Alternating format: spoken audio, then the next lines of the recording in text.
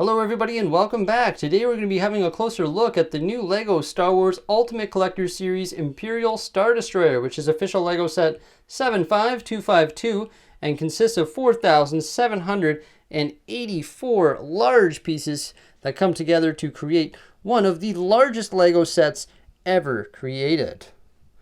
Not only that, but we're going to be comparing this large Star Wars LEGO set with this Ultimate Collector Series Millennium Falcon, which is official LEGO set 75192 and has many more pieces, 7,541 pieces, making it a total difference of actually 2,757 pieces, although they are very comparable in size. So first we're going to have a closer look at all the details that this Ultimate Collector Series Imperial Star Destroyer comes with. So I think the first thing we should talk about is the size of this set here. It measures 110 centimeters or 43 inches long, 26 inches or 66 inches wide. So it's absolutely enormous, and that's why you're going to see some of the surroundings in this room as we film this review on these LEGO sets.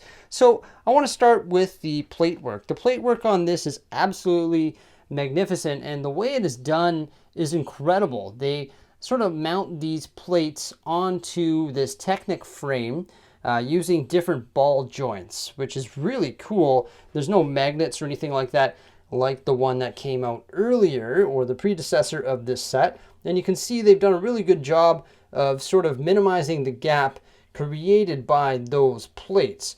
And what they've actually done, the Technic plate or the Technic core inside actually has a long Technic pieces going all the way down in light bluish gray, so they sort of help fill in that gap as well. Now there's a few other things that are used to sort of minimize that gap, and that's this unique piece right here, just to add some more texture to the outside of the body, and it does a really good job of decreasing or minimizing the size of the gap created between those two plates. Right here you can see the little blockade runner model that comes with this Star Destroyer, just to sort of show its size. And along the side here of the ship you can see all the different grieveling and different pieces that sort of add detail to the side of it, along with a cannon there, rotatable turret, and that is actually one big long piece that you build, and then it clips onto the side of the Technic body. And obviously it is the same on either side. Right over here we got 4 more rotating turrets or cannons, and then you have sort of your upper decks, and then on the very top you have the bridge. A lot of fun building this set, and there's so many unique elements that went into sort of creating the texture and details. Like you'll see roller skates all over this the Star Destroyer here. Like there's just roller skates there. There's also some engine pieces. All sorts of different pieces came together here to create an awesome looking model. And right here, these panels actually come out quite easily. You can just grab it essentially with one hand here and just sort of pull it out. It's held on by a couple Technic pins. This pin actually should have came out with that piece, but we just pull that out, and that reveals the Technic core or interior of the ship. And you can remove those two quite easily, and then you can see inside, which is just a big colorful inside. And what I really like is all the different sort of pieces that they've used in here to create the Technic core. It's going to help prevent this large set from drooping and sort of provides the support it needs so that you can clip these large panels onto it, both on the top and bottom. And actually these panels actually come out quite easily as well. Should be able to just lift it out. Yeah, there we go. So you can remove those. It's actually just held on by, once again, just a couple little pins that go into this little yellow piece there and this yellow piece over here. But then you can really start to see some of the Technic core and infrastructure in this set. So the back of the ship, you can see sort of like the spine here that sort of leads up to the bridge. Really cool angles in the way that all came together. The bridge was actually a separate Technic sort of frame that you built, and then you built all these panels that sort of went onto that Technic frame, and then that clipped into the frame of the main skeleton of the body. Here you can see the thrusters on the back using these really cool sort of like cone pieces, and then some trans blue elements in the inside, both in the large thrusters and the mini thrusters. And then all the plate work is absolutely amazing, the way they've sort of inverted the plates and had them sort of go at those really cool angles. So this is a pretty cool angle of the ship, just sort of staring right down the nose of it. And like I said, this thing is huge. It's like 110 centimeters long. And you can see that it's freely suspended off the edge of my review table here. And this is how we're going to see the bottom of it. So when we come up here, there's actually a couple different hangar bays. And what's cool is one actually has a little mini TIE fighter right here, sort of coming out of the hangar bay. And this is just a lot of detail on the bottom side of the ship, which is really like unnecessary. You're not going to see it, but I really like how they've added that. That's such a nice touch, and it really adds value to the set. And having the mini TIE fighter is super cool. And then further down the body of the ship here, you can see like another dome piece there. That's actually right between the 4 prongs that attach the ship to the Technic display stand. So there actually is quite a bit of detail here underneath the ship. But there we go, there's the Ultimate Collector Series Imperial Star Destroyer. Now let's compare it with the Millennium Falcon. So obviously a missed opportunity that the Star Destroyer has is the minifigures. We all know, and the internet's raving about, the only minifigures that this set comes with is these 2 Imperial officers. I know these Imperial officers are probably some of the best Imperial officers ever to be made for LEGO, especially with the print pieces on the shoulder and stuff like that. But the minifigs for the UCS Millennium Falcon absolutely blow them out of the water. I mean, for this set here, you got 7 minifigs, 2 Porgs, BB-8, and a Minox. So you got a lot more minifigs with the UCS Millennium Falcon than the UCS Star Destroyer. However, the Millennium Falcon, as we know, has an interior. So for that reason, it should have more minifigs, because those minifigs need to interact with the interior of the ship. So maybe that's why there's a lot more minifigs with this set. Whereas the Star Destroyer doesn't really have an interior, so there's not really a place where you can place those minifigs in the bridge or in the body or anything like that. So that's probably why the Millennium Falcon comes with a lot more minifigures than the Star Destroyer. But there should have been a Vader or a Stormtrooper or a Palpatine or something like that. So ultimately, the thing that should be more comparable between the two sets is the size, because essentially they're the same price. They're around $900 here in Canada, while $850 for the Star Destroyer and $900 for Canada. And of course, that's going to vary from country to country depending on the exchange rate. As I was saying earlier, the UCS Star Destroyer has far less pieces. It has 4,784 pieces, where the Millennium Falcon has a whopping 7,541 pieces. That makes a grand total difference of 2,757 more pieces in the UCS Millennium Falcon. So that is huge. That's like another $200 set if you base it at 10 cents per piece. However, there is a lot more large and unique pieces found in the UCS Imperial Star Destroyer, because we saw that Technic core, and those Technic elements in there are really weird, big, chunky pieces that obviously cost LEGO a lot more money to make than, for example, all the many little poles on this set, or the little details or tile pieces or anything that are found in this set. Obviously are a lot cheaper to make than these large Technic elements in here. Not only that, but I'm guessing it is like a scales of economy or scales of production thing. I'm assuming they're going to make a lot more of these sort of little 1x1 tiles, which there's probably a lot more of in the UCS Millennium Falcon, than the big chunky pieces that are found in this here. So it's just sort of, they're pumping out way more of them and they can probably make them faster. So I'm sure there's a bunch of different things. I'd like to hear something from Lego in regards to this maybe, but I'm sort of justifying the price based on that. Now, in regards to physical dimension size, we already know the Star Destroyer is really big.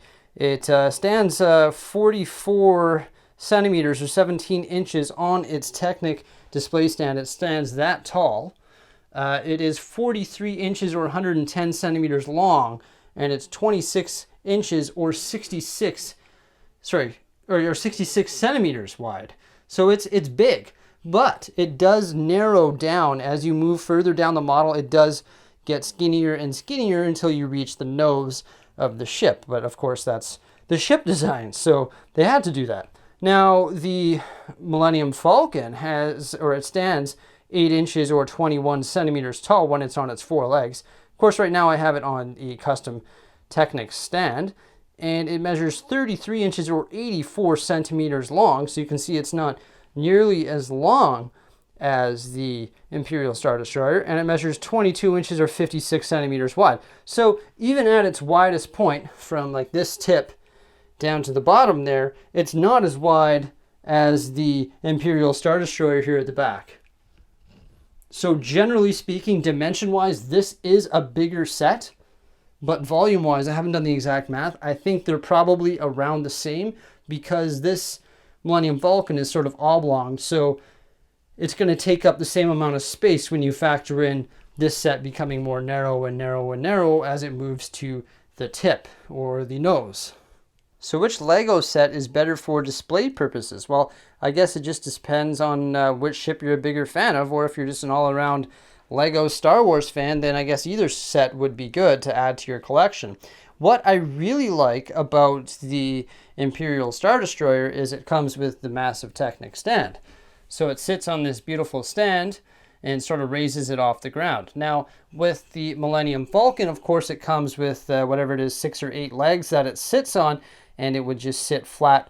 But when it's sitting flat, it takes up a huge amount of space. I couldn't even fit it on my 1.5 foot shelves. So I decided to build the Efferman Technic stand, which it's sitting on now. It's sort of hosted vertically. There is the Technic stand that you can build for that.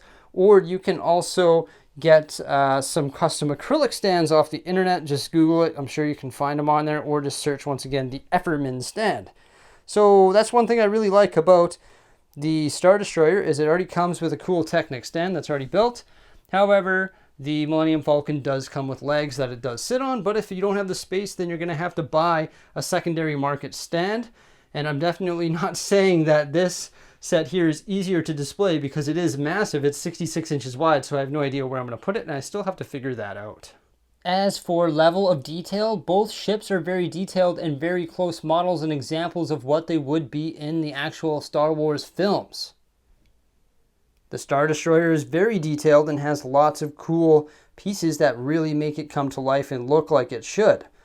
However, the Millennium Falcon has even way more detail than the UCS Star Destroyer because, well, this is just a representation of the old piece of junk Millennium Falcon, which has a lot more detail and a lot more features than a Star Destroyer per se. So the Lego group had to use a lot more little tiny unique pieces to sort of create that detail here on the exterior of the body. Not only that, but they had to use some thought here on how to integrate an interior into the Technic stand. And we know that some of these panels pull out so that you can access that interior, place your minifigs in there, and there's just a bunch of different things in the inside of the ship which sort of make it come to life. I think this panel comes out too. Yes, it does. So you can see different areas inside the Millennium Falcon.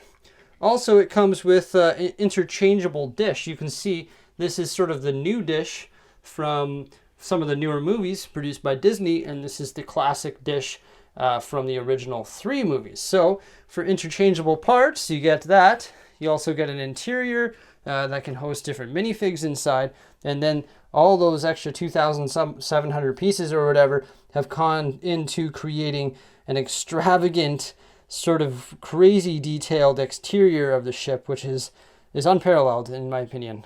The detail in the Millennium Falcon absolutely blows away the detail in the Star Destroyer. However, that's just because there's more details in the ships itself. So the Star Destroyer is still extremely detailed to the maximum it could be based on the original representation of the ship. It's just that the Millennium Falcon itself is a funner, more detailed ship than the classic Imperial Star Destroyer.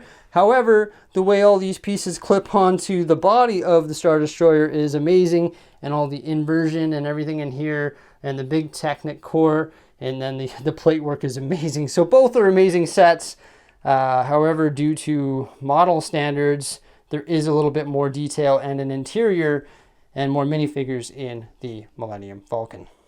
Both sets come with very large and very detailed instruction manuals that both have coil-bound sort of spines here, which is really awesome.